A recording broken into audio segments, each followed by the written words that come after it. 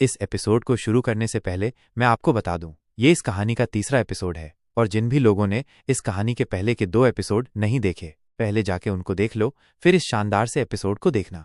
तो आज के एपिसोड की शुरुआत में हम देखते हैं वो दोनों ब्लैक बेल्ट वॉरियर्स वहां से विलेज की ओर चले जाते हैं। वहीं पीछे छुपकर मुगुई भी ये सब देख रहा होता है। फिर किम योंग और उसके दोनों साथी लिन टियान के बार के अंदर जाने लगते हैं। पीछे से मुगुई भी उन तीनों को अंदर जाता देख धीमे से कहता है, हाँ, यही मौका है बचने का। ये बोलकर वो बड़ी ही तेजी से वहां से भागने लगता है। दूसरी तरफ हम बार के अंदर का सीन देखते हैं, जहां पर जिन सोही लिन टियान को डम्पलिंग्स बनाना सिखा रही होती है। डम्पलिंग्स को सिखाने के बाद जिन सोही लिन टियान से कहती है, चलो अब मैं बाहर से कुछ वेजिटेबल्स लाने जा रही हूं, तब तक तुम प्रैक्टिस करो। आगे से लिन टियान भी ठीक है बोलकर डम्पलिंग बनाने की प्रैक्टिस करने लगता है। तभी हम देखते हैं वहां पर किम योंग और उसके दोनों साथी भी आ जाते हैं और वो तीनों लिन टियान को यूं बिना हाथ लगाए उन डम्पलिंग्स को बनाते देख काफी अजीब सी शक्ल बनाकर एक दूसरे से कहते हैं, आखिर ये बिना हाथ लगाए इन डम्पलिंग्स के आटे को कैसे शेप दे रहा है। तभी लिन टियान भी उन्हें नोटिस कर लेता है और फिर वो उन तीनों को काफी सीरियस होकर घूरने लगता है। वहीं लिन टियान को यूं घूरते देख किम योंग काफी ज्यादा घबरा जाता है और वो अपने दोनों साथियों से कहता है, मुझे कुछ समझ नहीं आ रहा, क्या हमें इस बारे में भी सीनियर को रिपोर्ट करना चाहिए। फिर सीन चेंज होता है, हम वापस से चियोन को देखते हैं जो कि फॉरेस्ट की तरफ जा रहा होता है और वो रास्ते में चलते हुए सोच रहा होता है कि क्या मेरे सेक्ट की रेपुटेशन अब बाकी सेक्ट्स की नज़रों में इतनी गिर चुकी है। ये सोचते हुए भी मुझे काफी दुख हो रहा है। अब मुझे अपने सेक्ट की इज्जत को बढ़ाने के लिए क्या करना चाहिए। जब चियोन ये सब सोच ही रहा होता है तभी हम देखते हैं चियोन के साइड से कोई कहता है, छोटे बच्चे, तुम्हें अभी इन सब चीजों के बारे में नहीं सोचना चाहिए। इस बात को सुनकर चियोन अपने साइड पर लगे हुए पेड़ की तरफ देखता है और वो देखता है उस पेड़ के ऊपर एक ओल्ड पर्सन बैठा हुआ है। तभी वो ओल्ड पर्सन पेड़ से नीचे उतर जाता है। उसे देखकर चियोन सोचने लगता है, आखिर अब ये बुजुर्ग व्यक्ति कौन है। तभी आगे से वो ओल्ड मैन चियोन से कहता है, छोटे बच्चे, मुझे तुमसे कुछ बात करनी है।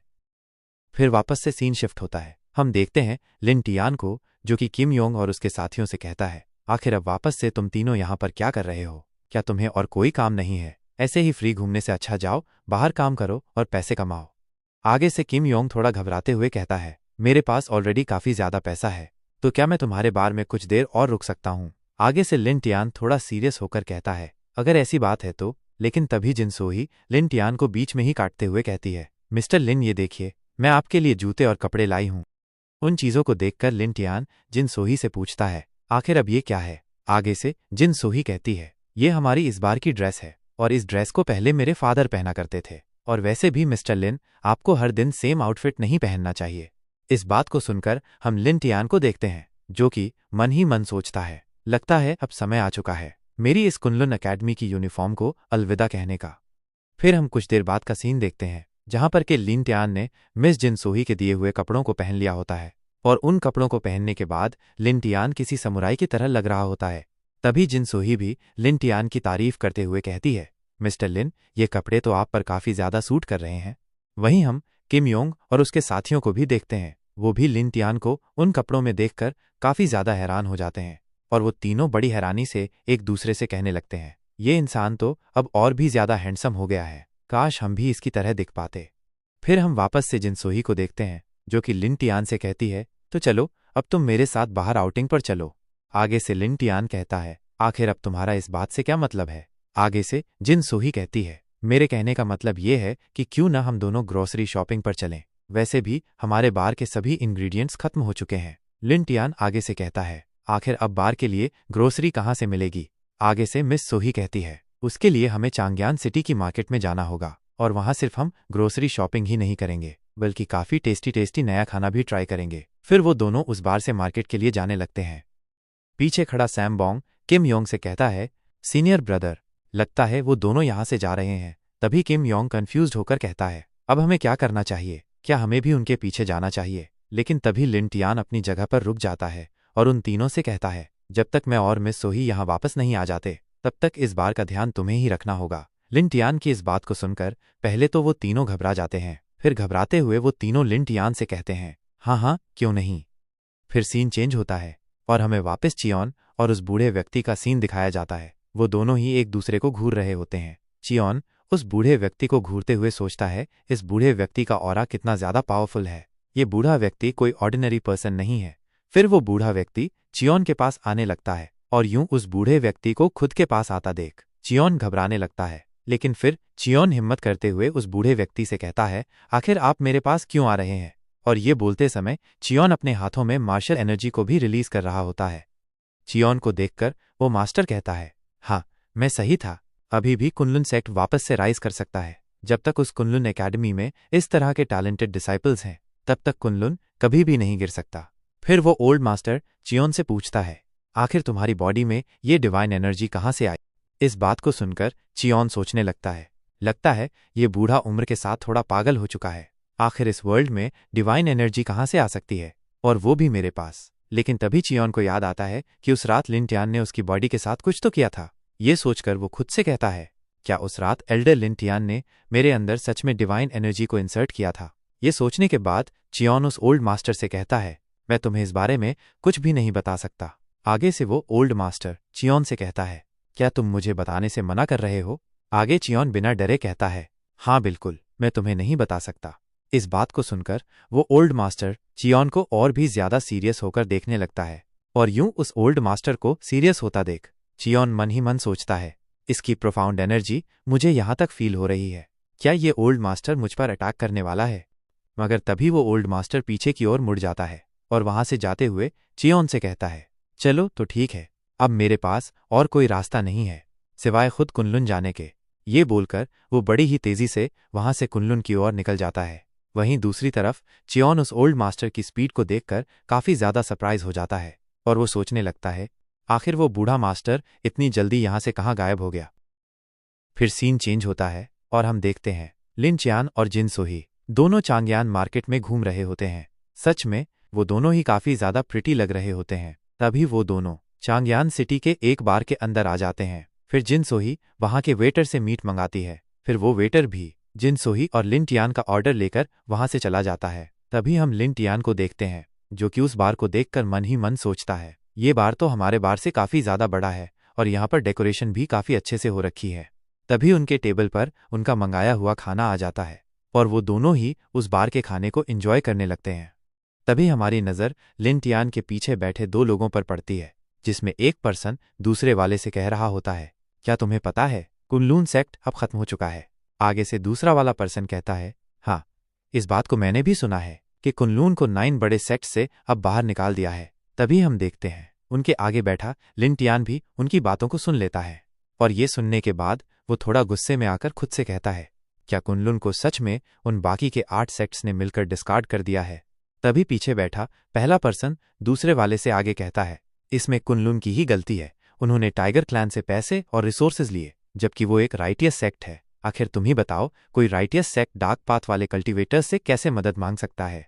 और अब देखो कुनलुन का इतना बुरा हाल हो चुका है कि 4 ड्रैगन सेक्ट भी अब कुनलुन को पूरी तरह से खत्म करना चाहता है। वहीं इस बात को सुनने के बाद लिन टियान सोचने लगता है, लास्ट टाइम जब मैं कुनलुन गया था तब मैंने वहां के लोगों की स्किल्स देखी थी, तो मुझे नहीं लगता कि कुनलुन किसी भी हाल में खुद को बचा पाएगा। अब मुझे क्या करना चाहिए? लेकिन तभी वो खुद से कहता है, आखिर मैं इतनी चिंता क्यों कर रहा हूं? वैसे भी अब ये मेरा कंसर्न नहीं है।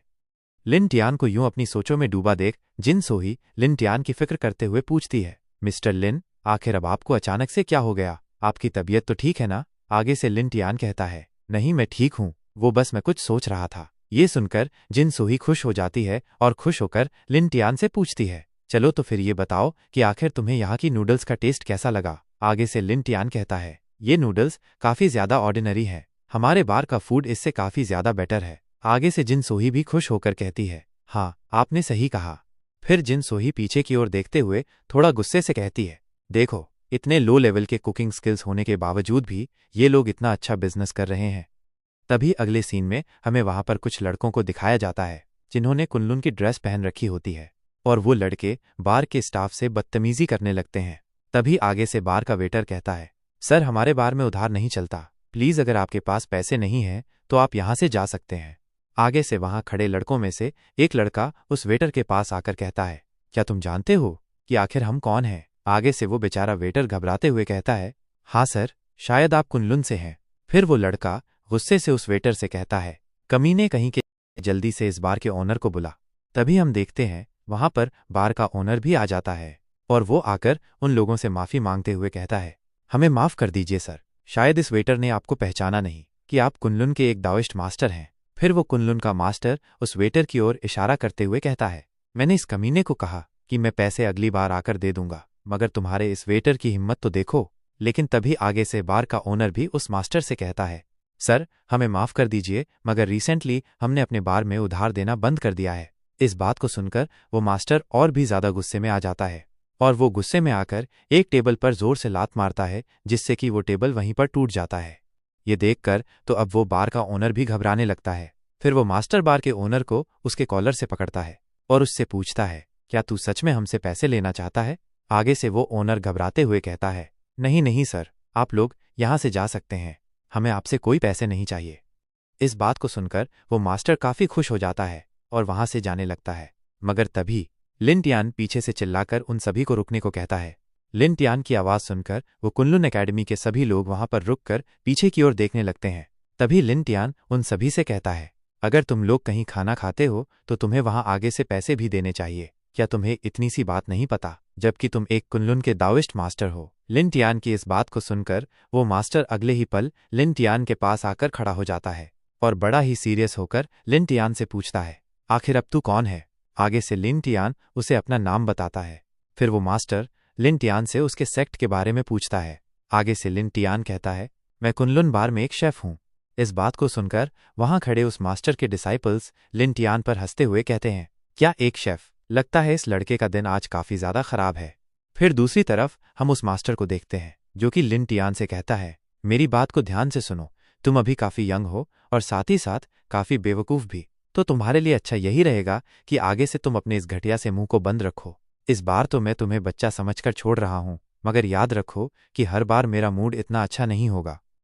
मगर आगे से लिन टियान उसका मजाक उड़ाते हुए कहता है, आखिर तुम्हारी ये बकवास कब खत्म होगी? और अपने मुंह को बंद रखने की ज़रूरत तो तुम्हें है, क्योंकि जैसे ही तुम अपने इस घटिया से मुंह को खोलते हो वैसे ही तुम्हारे मुंह से इतनी गंदी बदबू आती है कि अब मैं तुम्हें क्या बताऊं। इस बात को सुनकर तो वो मास्टर गुस्से से आग बबूला हो जाता है और अगले ही पल वो मास्टर लिन टियान पर अटैक कर देता है। मगर आगे से लिन टियान उसके उस अटैक से हिट होने से पहले ही उसे अपनी एक फिंगर की मदद से बस हल्का सा फ्लिक करता है, जिससे कि हम देखते हैं वो मास्टर काफ़ी दूर जाके गिरता है। फिर हम उस मास्टर की हालत को देखते हैं जिसकी की हालत काफ़ी ज़्यादा खराब हो गई होती है। तभी उस मास्टर का एक डिसाइपल लिन टियान के पास आकर बड़े ही गुस्से में लिन टियान से कहता है, कमीने, आखिर अभी तूने मेरे मास्टर के साथ क्या किया? मगर आगे से लिन टियान उसे भी अपनी सिर्फ एक ही फिंगर से फ्लिक करता है और हम देखते हैं वो भी काफ़ी दूर जाके गिरता है। तभी हम वहाँ खड़े दूसरे डिसाइपल को देखते हैं जो कि लिन टियान की इन पावर्स को देखकर काफ़ी ज़्यादा घबरा जाता है और वो फटाफट से उस बार ओनर को पैसे देने लगता है। और पैसे देने के बाद वो डिसाइपल लिन टियान से कहता है, सर मैंने पैसे दे दिए हैं, अब तो मैं यहाँ से जा सकता हूँ ना? मगर आगे से लिन टियान उसे भी नहीं छोड़ता। वहीं दूसरी तरफ लिन टियान की इस क्रुएलिटी को देखकर बार ओनर भी काफ़ी ज़्यादा घबरा जाता है। तभी उस बार में बैठा एक पर्सन ये सब देखकर सोचता है, मैं तो यहाँ पर नूडल्स खाने आया था, मगर देखो मुझे यहाँ पर कितनी कमाल की चीज़ दिख गई। फिर नेक्स्ट सीन में हम देखते हैं जिन सोही और लिन टियान अब उस बार से बाहर मार्केट में आ जाते हैं। तभी जिन सोही बड़ी मासूमियत से लिन टियान से पूछती है, मिस्टर लिन, आखिर वो मास्टर इतना बुरा क्यों था, जबकि वो तो एक राइटियस सेक्ट का मास्टर था ना? आगे से लिन टियान कहता है, तुम अच्छा भला अपनी मील को एंजॉय कर रही थी, मगर मैंने वहां पर लड़ाई झगड़े करके तुम्हारा मूड भी खराब कर दिया। मगर आगे से जिन सोही कहती है, नहीं मिस्टर लिन, ऐसी कोई भी बात नहीं है, बल्कि मुझे तो आपको देखकर काफ़ी ज़्यादा मज़ा आ रहा था। सच में आप बिल्कुल एक हीरो लग रहे थे, लेकिन आपने वो सब किया कैसे? आगे से लिन टियान कहता है, क्या तुम भी मार्शल आर्ट सीखना चाहती हो? वहीं इस बात को सुनकर जिन सोही लिन टियान को देखते हुए सोचती है, तो इसका मतलब मिस्टर लिन भी एक मार्शल आर्टिस्ट है। ये सोचने के बाद जिन सोही लिन टियान से कहती है, हाँ मैं भी मार्शल आर्ट को सीखना चाहती हूँ, मगर अभी उसके लिए मेरे पास टाइम नहीं है, क्योंकि अभी सबसे पहले तो मुझे अपने बार को रिवाइव करना है। वहीं जिन सोही की इस बात को सुनकर लिन टियान मुस्कुराते हुए सोचता है, इस लड़की की हरकतें सच में किसी छोटी बच्ची की तरह है। फिर सीन चेंज होता है, हम वापस से उसी ओल्ड मास्टर को देखते हैं जो कि कुछ देर पहले चियोन से मिला था। वो मास्टर बड़ी ही तेजी से कुनलुन माउंटेन की ओर जा रहा होता है और साथ ही साथ वो सोच रहा होता है, अगर मैं चाहता तो उस बात को जानने के लिए उस लड़के पर अपनी फोर्स का भी यूज कर सकता था, मगर उस लड़के के कैरेक्टर से मुझे पता चल गया था कि मैं चाहे उस लड़के को जितना भी मारूं पीटूं, मगर वो लड़का अपना मुंह नहीं खोलेगा इसलिए वहां पर मैंने उस लड़के पर अपनी फोर्स का यूज नहीं किया। ये सोचने के बाद वो खुद से कहता है, 10 साल पहले मैंने कुनलुन को एडवाइस दी थी कि तुम लोग हमारे सेक्ट के साथ मिल जाओ, मगर उस समय उन्होंने मेरी बात को नहीं माना और अब उस सेक्ट की हालत इतनी खराब हो चुकी है कि उन्हें अब कोई सेक्ट भी नहीं मानता। मगर न जाने कहां से कुनलुन के उस डिसाइपल ने डिवाइन एनर्जी को कल्टिवेट कर लिया। मुझे लगता है इस बारे में कुनलुन एकेडमी वालों को जरूर से पता होगा। ये बोलकर वो कुनलुन एकेडमी की ओर जाने लगता है। फिर अगले सीन में हम देखते हैं वो ओल्ड मास्टर कुनलुन एकेडमी पहुंच जाता है और वहां पर पहुंचते ही वो देखता है कुनलुन एकेडमी के दोनों गार्ड गेट पर सो रखे होते हैं। उन गेट पर सोए गार्ड्स को देखकर वो ओल्ड मास्टर कहता है, आखिर ये कुनलुन के लोगों को हो क्या गया है, ये सब इतने आलसी क्यों हो गए हैं। फिर अगले ही पल वो ओल्ड मास्टर बड़ी ही तेजी से गेट खोलकर गेट के अंदर जाने लगता है और गेट खोलते हुए वो ओल्ड मास्टर चिल्लाकर कहता है, क्या अंदर कोई है। उसके चिल्लाने से वहां साइड में सो रखे दोनों गार्ड्स भी उठ जाते हैं और अगले ही पल वो दोनों गार्ड्स उस ओल्ड मास्टर से कहते हैं, ओ बूढ़े, तू यूं अंदर कहाँ घुसा चला जा रहा है। मगर आगे से वो ओल्ड मास्टर उन गार्ड्स को कोई जवाब नहीं देता और अगले ही पल वहां से अंदर की ओर जाने लगता है। ये देखकर उन दोनों गार्ड्स को और भी ज्यादा गुस्सा आने लगता है। तभी उनमें से एक गार्ड उस ओल्ड मास्टर के कंधे पर हाथ रखकर उसे रोकने की कोशिश करता है। आगे से वो ओल्ड मास्टर बस अपने कंधे को झटकता है, जिससे कि हम देखते हैं वो गार्ड रॉकेट की तरह ऊपर उड़ जाता है और अगले ही पल काफी बुरी तरह जमीन पर आ गिरता है। तो चलो आज के इस एपिसोड को यहीं पर खत्म करते हैं। अब हमें कल पता चलेगा कि आगे इस कहानी में क्या होने वाला है। मगर मैं आपको पहले ही बता देता हूं, कल वाला एपिसोड अभी तक की इस सीरीज का सबसे बेहतरीन एपिसोड होने वाला है और वो एपिसोड कल शाम 5:30 बजे आएगा, तो उसे बिल्कुल भी मिस मत करना। अगर आपको आज का वीडियो अच्छा लगा है तो प्लीज वीडियो के नीचे कमेंट में 1 लिखो और इस वीडियो का लाइक एम है 700 लाइक्स का। देखते हैं आप लोग इस एम को कितनी जल्दी कंप्लीट करते हो। अच्छा, तो फिर मैं मिलता हूं आपको नेक्स्ट वीडियो में। तब तक के लिए सायोनारा।